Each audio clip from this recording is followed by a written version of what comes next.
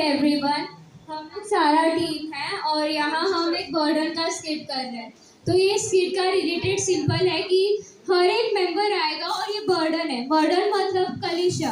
अभी जो कलीसिया है वो एक एक जन आएगा, पर अगर होली स्पिरिट नहीं रहेगा तो कलीसिया कैसे चलेगा? तो वही बेस पे हमारी स्किट है। Thank you. Praise the Lord. मैं एक पास्टर हूँ। मुझे इस मेरे कलीसिया को बढ़ाना है, मुझे मेरे कलीसिया को आगे ले जाना है। मैं मेरी कलीसिया को उठाऊंगा, मुझे मेरे कलीसिया को उठाना है, मुझे मेरी कलीसिया को आगे बढ़ाना है। मुझे मेरे वर्शिपर्स की ज़रूरत पड़ेगी। आओ मेरे वर्शिपर्स, मेरी सहायता करो, सहायता करो मेरी हम लोग के इस कलीसिया को बढ़ाने की सहायता करो। उठाओ उठाओ अपनी इस कलीसिया को। आओ हमारे मेंबर्स, चर्च के मेंबर्स, हमारी सहायता करो हमारी इस कलीसिया को उठाने के लिए। आओ सब लोग, आओ हमारे यूथ हमारी सहायता करो, हमारी इस कलीसिया को उठाने के लिए, हमारे इस कलीसिया को बढ़ाने के लिए हमारी सहायता करो, हमारी सहायता करो। उठाओ सब लोग मिल एकजुट होकर परमेश्वर करो करो करो। हमें हमारे पवित्र आत्मा को पुकारना पड़ेगा। हमारे पवित्र आत्मा के सिवा हम कुछ नहीं कर पाएंगे। पुकारो अपने पवित्र आत्मा को, प्रार्थना करो तो प्रार्थना करो। पवित्र आत्मा के सिवा हम कुछ नहीं कर पाएंगे। पवित्र आत्मा आओ, आओ पवित्र आत्मा हमारी सहायता करो, हमारे इस कलीसिया को उठाने की और बढ़ाने की सहायता मत करो। आओ कलीसिया, आओ आओ पवित्र आत्मा, आओ पवित्र आत्मा, पवित्र आत्मा आओ, पवित्र आत्मा उठाओ उठाओ अपने इस कलीसिया को बढ़ाओ, उठाओ अपने इस कलीसिया को। बिना पवित्र आत्मा के हम कुछ नहीं कर पाएंगे। देखा आप सब लोगों ने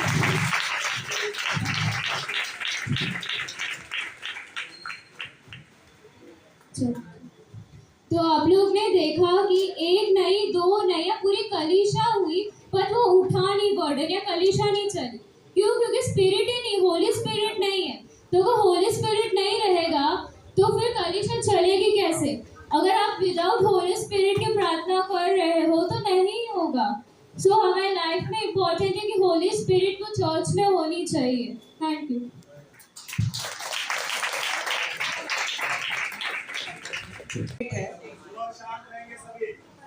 आप सभी को प्रेज दिलाओ। हमारा जो स्किट है, हमारा पाप पर क्षमा, हम परमेश्वर के सामने हम अपने पाप का क्षमा मांगते और हमें परमेश्वर उद्धार देते। इस पर हमारा क्या है, स्किट है। ठीक है।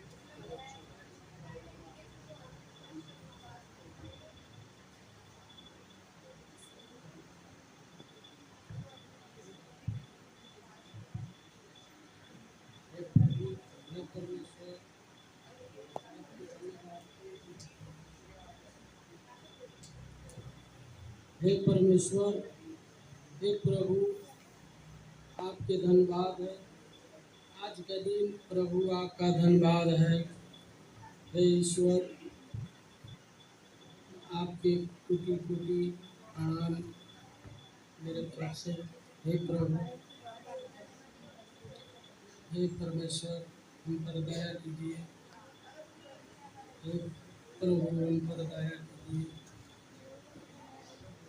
हे प्रभु, आप हे प्रभु मेरे ऊपर दया कीजिए। हे ईश्वर, हे परमात्मा, मेरे क्या प्रार्थना कष्ट करता है? को तू तो चुगली करता दया है। करो प्रभु। हे पिता तू परमेश्वर, हत्यारा है। हे ईश्वर, हमारे ऊपर कष्ट आता है। हे प्रभु, क्या प्रार्थना करता है? तू तो सबसे बड़ा विरोध करता है। तू क्या प्रार्थना करता है? तू तो चोरी करता है। हे पिता परमेश्वर, हम पर दया कीजिए प्रभु, हम पर दया कीजिए।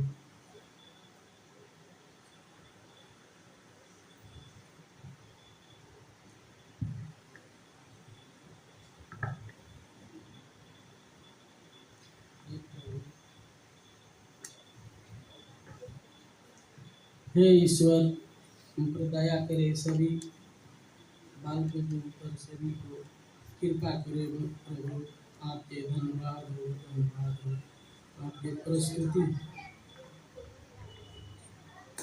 ठीक है। सुना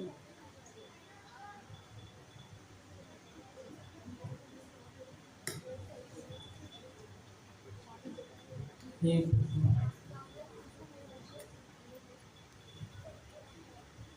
अभी स्वर्गदूत आएंगे। अभी इन्होंने प्रार्थना किया और प्रार्थना करने पे क्या है कि हमें शैतान क्या कर रहा है कि हम इनके पापों को गिना रहा है कि तू तो विचार करता है, तू झूठ बोलता है, तू मतलब इनके पापों को दिखा रहा है। तो ये क्या करे कि अपने प्रार्थना में निरंतर नहीं रहते। हम क्या करते हैं जब प्रार्थना, तो परमेश्वर हमारी प्रार्थना को कैसे सुनेगा? हमारे मन में डालता है कि जब तू इतने सारे पाप करता रहता है तो परमेश्वर तेरी प्रार्थना को क्यों सुनेगा? तो ऐसा करके इनको क्या करता है, ये जब रोते हैं तो फिर सो जाते, प्रार्थना करते हैं। फिर जब इनके अंदर क्या होता है कि पाप जो घर कर जाता है तो फिर ये सो जाते हैं और परमेश्वर प्रार्थना में निरंतर बने नहीं रहते। फिर स्वर्गदूत आते हैं और इनको बताते हैं कि शैतान तो तुझे अपने हाथों में मांग रहा है।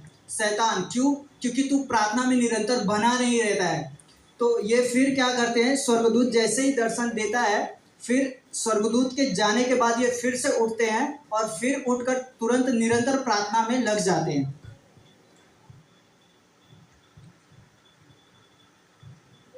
हे पिता परमेश्वर,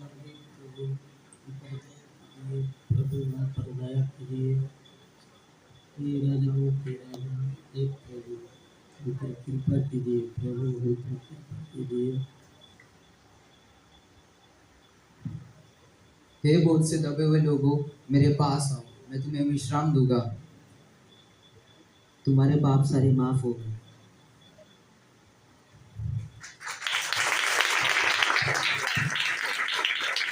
अभी क्या है कि परमेश्वर जैसे यीशु मसीह आते हैं, अभी इनके पाप जो थे, इन्होंने प्रार्थना किया और प्रार्थना करने के बाद परमेश्वर क्या करता है, इनके पाप को क्या करता है, क्षमा करता है और कहता है हे बोझ से दबे हुए लोगों, तुम मेरे पास आओ, मैं तुम्हें विश्राम दूंगा। परमेश्वर बोलता है कि आप मेरे पास आओ, आप अपने जो भी बोझ लिए हो, पाप का है, छुटकारे का, मतलब जो आपके अंदर बुराई है, व्यभिचार है, आप लोगों की निंदा करते हो, वो सब क्या करता है, परमेश्वर कहता है आप मेरे पास आओ, अपने बोझ को हम पर डाल दो और तुम चिंता ना करो। तो परमेश्वर पे ये जो अपना बोझ डालते हैं और परमेश्वर इनके बोझ को लेता है और परमेश्वर ये निरंतर प्रार्थना में बने रहते हैं और परमेश्वर इनके पापों को क्या करेगा, क्षमा करता है। तो इस कारण इनका क्या हुआ, उद्धार हुआ, परमेश्वर इनके जीवन में आया।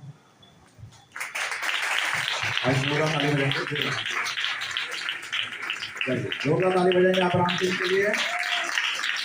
हालेलुया। रुत है। मैं परमेश्वर को धन्यवाद करती हूँ। हमारे ग्रुप का नाम रुत है और हम यहाँ पे एक स्केट करने जाने वाले हैं जो है 2 अंधों का विश्वास, जो दृष्टांत है। और वो लिखा है लुका 9:27 में लिखा है, जो हम लोग अभी पे करने जाने वाले हैं।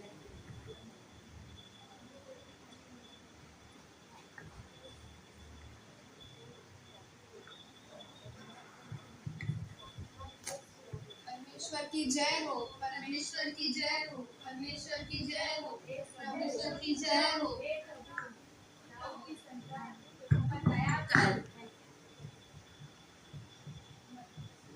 चुप रहो, चुप रहो। तुम क्या चाहते हो कि मैं तुम्हारे लिए क्या करूं? बस यही कि हम देख सकें। जैसा तुम्हारा विश्वास वैसे तुम्हारे साथ हो, प्रभु यीशु नाम में, आमेन। आपको महान हो हमारे विश्वास के द्वारा चंगे हो। जय हो, प्रभु की जय हो।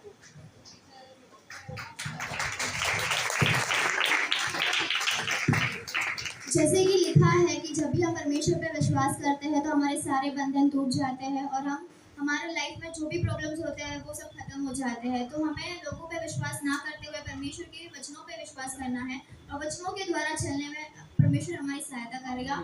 और अगर हमें नहीं हो रहा तो परमेश्वर से मदद मांगिए, क्योंकि परमेश्वर ने हमें पवित्र आत्मा दिया है। पहले के ज़माने में नहीं था पवित्र आत्मा, हम लोग को बहुत कठिनाई होती थी, पर अभी के टाइम पे हमारे पास पवित्र आत्मा है, तो हमें पवित्र आत्मा से मदद मांगनी चाहिए और उन पर विश्वास करना चाहिए, क्योंकि वो हमारा सुखदाता है, हमें वो हमेशा हमारे प्रॉब्लम से बचाता है। मैं परमेश्वर को धन्यवाद। जोरदार ताली बजाएंगे के लिए। तो फिर हम सभी के जीवन में परमेश्वर कभी ना कभी किसी ना किसी तरीके से परीक्षा डालता ही है। और कभी कभी हम उस परीक्षा में पास भी नहीं हो पाते, लेकिन बाइबल में एक खूबसूरत सा एक परीक्षा है जो परमेश्वर ने किया है। हम सभी जानते हैं कि परमेश्वर ने अब्राहम की कैसी परीक्षा ली थी। तो ऐसा हुआ था कि एक दिन इसहाक और अब्राहम काम कर रहे थे कुछ।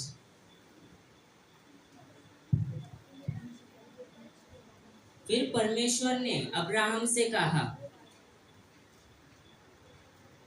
हे अब्राहम, मैं चाहता हूँ कि तू अपने पुत्र वरन एकलौते पुत्र की बलि चढ़ाए। ठीक है प्रभु। उसके बाद अब्राहम अपने गधे, अपने बच्चे और 2 सेवकों को लेकर बलि करने के लिए चला गया। फिर अब्राहम ने अपने सेवकों को रुकाया। पिताजी बलि का बकरा कहाँ है? पुत्र थोड़ा टाइम रुको, खुदा हमको देगा। हम रुकते उसके ऊपर।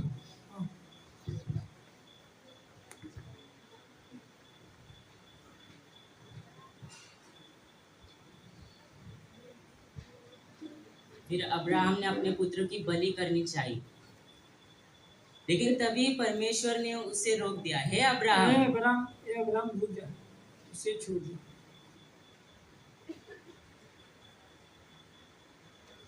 फिर झाड़ियों के पीछे से एक मेमना दिखाई दिया।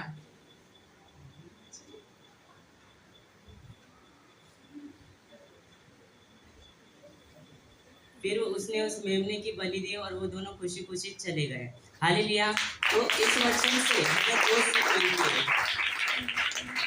वचन से हमें 2 सीख मिलती है कि पहले जब हम परमेश्वर हमारी कोई परीक्षा करना चाहे तो हमारी जिम्मेदारी बनती है कि हमें उस परीक्षा में सफल होना चाहिए। और दूसरी बात, जो अब्राहम था उसने परमेश्वर की बात को इतना मायने दिया कि उसने अपने इकलौते पुत्र की भी बलि देने से पीछे नहीं हटा।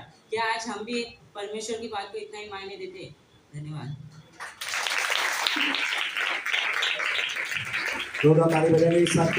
हमारा जो है वो है 10 कुंवारी, जो 5 बुद्धिमान थी और 5 मूर्ख थी। हालेलुया। जो भी हम स्क्रिप्ट करेंगे तो आप ध्यान से देखिएगा, क्योंकि इसमें से लेने के लिए बहुत कुछ है। हालेलुया।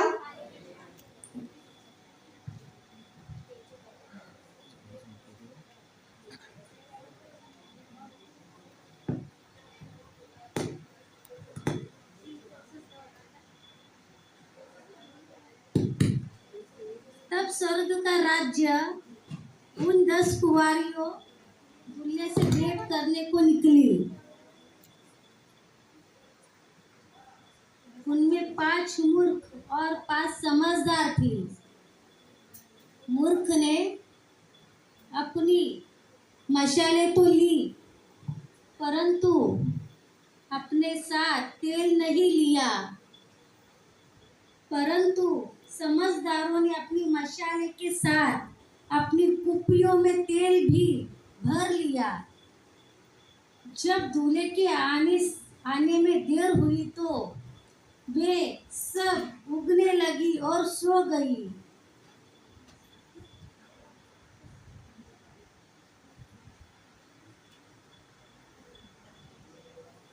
आधी रात को धूम मची, देखो दूल्हा आ रहा है, उसे भेंट करने के लिए चलो। तब वे सब कुंवारियां उठकर अपनी मशाले ठीक करने लगी और मूर्खों ने समझदारों से कहा, अपने तेल में से कुछ हमें भी दो, क्योंकि हमारी मशाले बुझ जा रही है।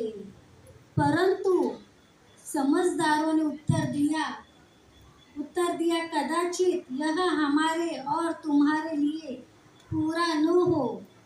भला तो यह है कि तुम बेचने वालों के पास जाकर अपने लिए मोल ले लो। जब वे मोल लेने को जा रही थी तो दूल्हा आ पहुंचा और जो तैयार थी वे उसके साथ विवाह के घर में चली गई और बंद किया गया। इसके बाद वे 10 कुंवारियां भी आकर कहने लगी, हे स्वामी, हमारे लिए द्वार खोल दे। उसने उत्तर दिया, मैं तुमसे सच सच कहता हूँ, मैं तुम्हें नहीं जानता। इसलिए जागते रहो, क्योंकि तुम न उस दिन को जानते हो न उस घड़ी को। आमीन।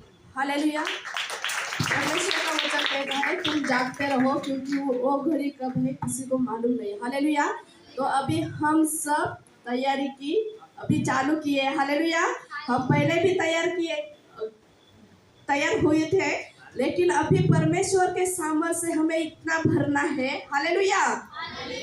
इतना भरना है कि जागते रहो, क्योंकि परमेश्वर का आगमन कब होगा हम किसी को मालूम नहीं। इसलिए हमें तैयार रहना है। जैसे बुद्धिमान कुंवारी थी तेल में, कुपी में तेल लेकर, वैसे ही हमें कुपी हमारे तेल से उमड़ जानी चाहिए। हालेलुया। मूर्खों की तरह हमारी कुपी में तेल अधूरा नहीं रहना चाहिए। जितना आत्मा में हमें बढ़ना चाहिए उतना आत्मा में हम बढ़ते जाए। हालेलुया। परमेश्वर आप सबको आशीष दे और आपको एक अगुवाई करे। हालेलुया। जोरदार ताली बजाएंगे, जोरदार ताली। चलो नेक्स्ट। हमारी टीम का नाम है दाऊद और हम स्किप करेंगे दाऊद और गोलियत का, तो देखते हैं।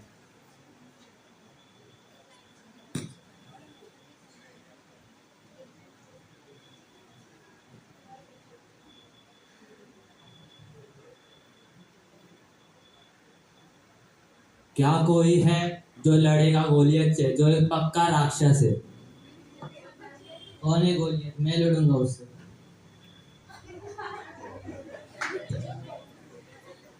क्या हुआ भाई, तू इतना डर क्यों रहा है?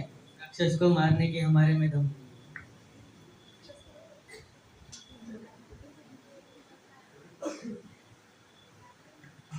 दाऊद वैसे ही नहीं मार सकता।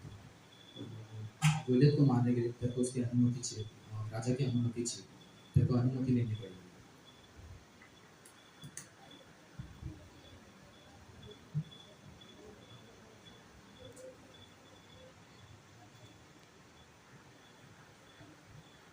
मेरे को राक्षस के मारने की अनुमति चाहिए।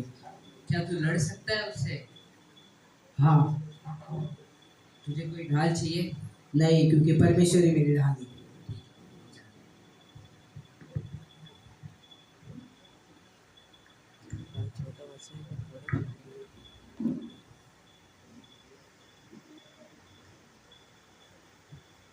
क्या कोई है जो लड़ेगा गोलियत से?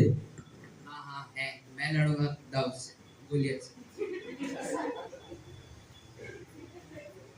गोलियत आ जाओ। अच्छा मारेगा मुझे। हाँ मैं लड़ सकता हूँ इस राक्षस से।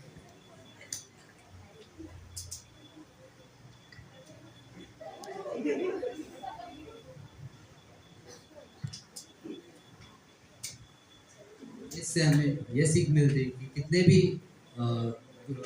कष्ट है, कितने भी बड़ी संकट है, लेकिन हमें परमेश्वर पर भरोसा रखना है, विश्वास रखना है। परमेश्वर हमारी मदद करना है। Thank you. हमारे ग्रुप का, हमारी टीम का नाम एस्तर है। तो आप सभी का स्वागत है हमारी टीम में, और आप सभी आखिर तक बने रहिए, आपको बहुत कुछ सीखने मिलेगा हमारी टीम से। तो हम एक्चुअली बीज बोने वाले का दृष्टांत के बारे में जानेंगे आज मत्ती 13 के जरिए। तो आइए शुरू करते हैं। यहाँ पर एक पास्टर अपने चेलों को प्रचार कर रही होती है, उन्हें समझा रही होती है। हे जाति जाति के सभी लोग यहोवा की स्तुति करो, हे राज्य राज्य के सब लोग उसकी प्रशंसा करो। आमीन। अरे चल, मेरा आज बर्थडे है, क्लब में जाएंगे, पार्टी करेंगे। नहीं नहीं, मैं नहीं जाऊंगा। अरे चल, वचन तो कभी भी होता रहेगा, चल।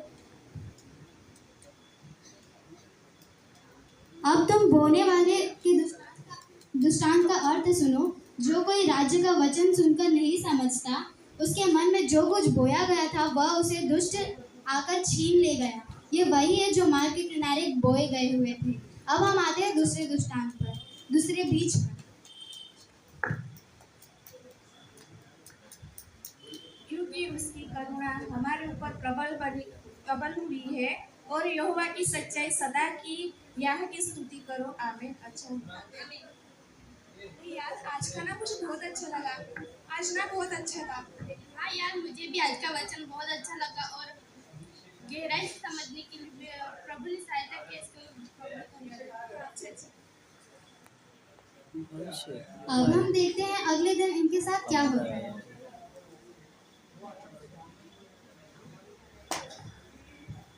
हे जाति जाति के सभी लोग यहोवा की स्तुति करो। हे राज्य के सब लोग यहोवा की प्रशंसा करो। अरे तुझे पता है बाहर अधर्मी लोग धर्मी लोगों के साथ कितना बुरा सलूक कर रहे हैं? मुझे तो ना बहुत बुरा लग रहा है। हाँ यार, मुझे भी बहुत बुरा लग रहा है। मुझे तो अभी बाइबल पढ़ने का मन भी नहीं हो रहा। हाँ यार, चल। और जो पथरीली भूमि पर बोए गए, यह वह है जो वचन सुनकर तुरंत आनंद के साथ मना लेते हैं, पर अपने में जड़ न रखने के कारण वह थोड़ी ही दिन का है, और जब वचन के कारण क्लेश या उपद्रव हो तो तुरंत ठोकर खाता है। अब हम देखते हैं कि अगले बीज किस प्रकार के होते हैं। Praise the Lord. ये मेरी दोस्त है, इसको नौकरी की जरूरत है, इसलिए प्रे करें। धन्यवाद परमेश्वर पिताजी, इस बहन को नौकरी की सब जरूरत है। परमेश्वर पिताजी, इसको आप नौकरी दिला देना। आमीन।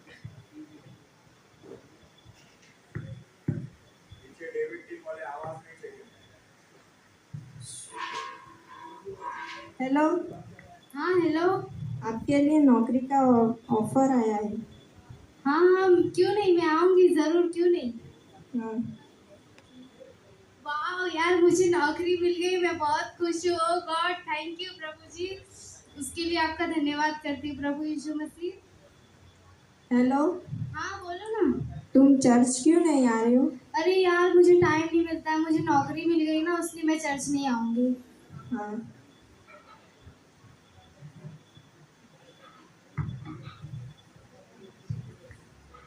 जो झाड़ियों में बोया गया, यह वह है जो वचन को सुनता है, पर इस संसार की चिंता और धन का धोखा वचन को दबा देता है और वह फल नहीं ला पाता।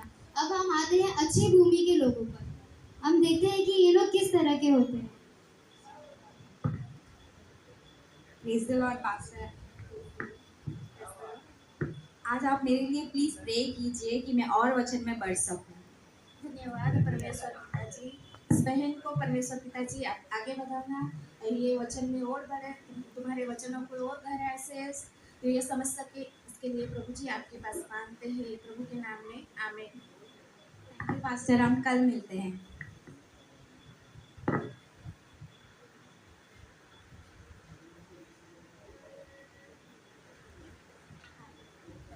हाय।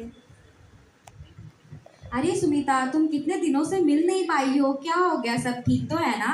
नहीं यार, मेरे घर में बहुत प्रॉब्लम है, मेरे घर में शांति नहीं है, बहुत निराश है।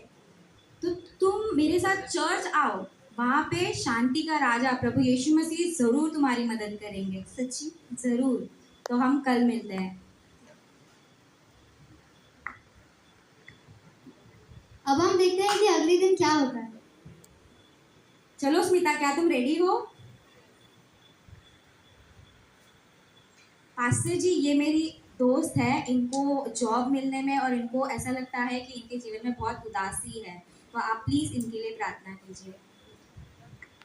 धन्यवाद परमेश्वर पिताजी, इस बहन को परमेश्वर पिताजी इसके दिल में जो कोई भी परेशानी है प्रभु यीशु के नाम में ये परेशानी दूर हो जाए, उसको नौकरी मिल जाए। प्रभु जी, हम आपके पास मांगते हैं, ये प्रार्थना प्रभु यीशु के नाम में मांगते हैं। आमीन। Thank you. हमने ये देखा, जो अच्छी भूमि में बोया गया, यह वह है जो वचन को सुनकर समझता है और फल लाता है, कोई 100 गुना तो कोई 60 गुना और कोई 30 गुना।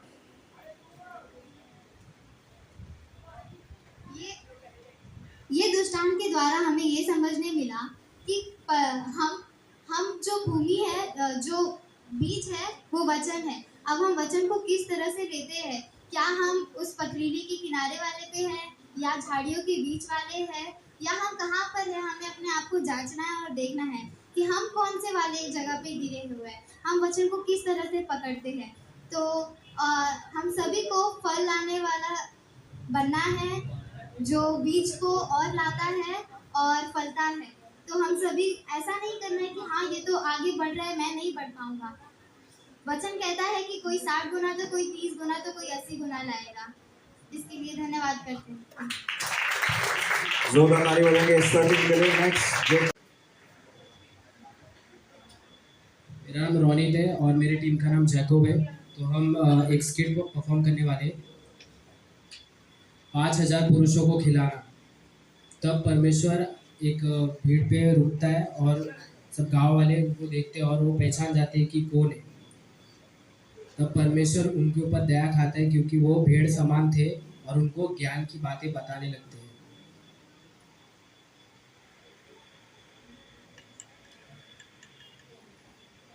जब दिन ढल रही थी तभी भीड़ों को भूख लगती है। तो फिर उनमें से एक चेला आकर बोलता है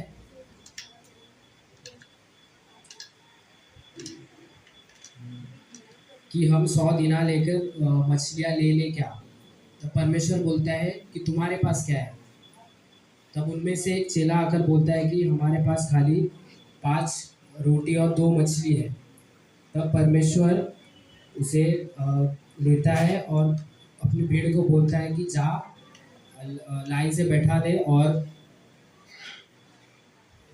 उसे स्वर्ग की ओर दिखाकर प्रार्थना करता है और उसे तोड़कर सारी भीड़ों को खिलाने लगता है। तब पूरी 5000 भीड़ खाकर उसे तृप्त होती है। तो हमें इस स्किट से ये सीख मिलती है कि परमेश्वर पर हमेशा भरोसा रखना चाहिए। भले ही आपके पास कोई भी कम रिसोर्स हो, लेकिन परमेश्वर पर आप भरोसा रखेंगे तो आपको सही टाइम पर उसका प्रतिफल मिलेगा। धन्यवाद। जोरदार ताली बजाएंगे जोकब टीम के लिए। और आज का स्किट का टॉपिक है 10 कुंवारियों का दृष्टांत।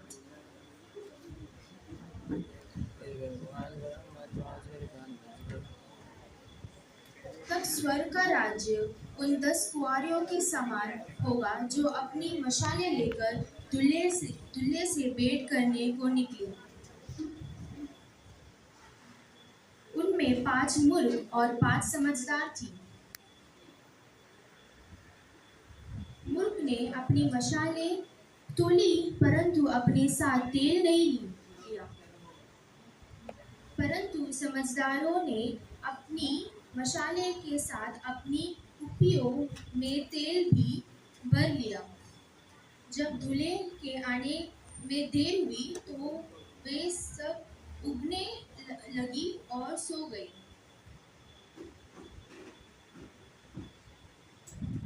आधी रात को भूमि मची, देखो दूल्हा आ रहा है, उससे भेंट करने के लिए चलो। तब वे सब कुंवारे उठकर अपने मशाले ठीक करने लगे। और मूर्ख ने समझदारों से कहा, अपने तेल में कुछ हमें भी दे दो, क्योंकि हमारी मशालें बुझी जा रही है।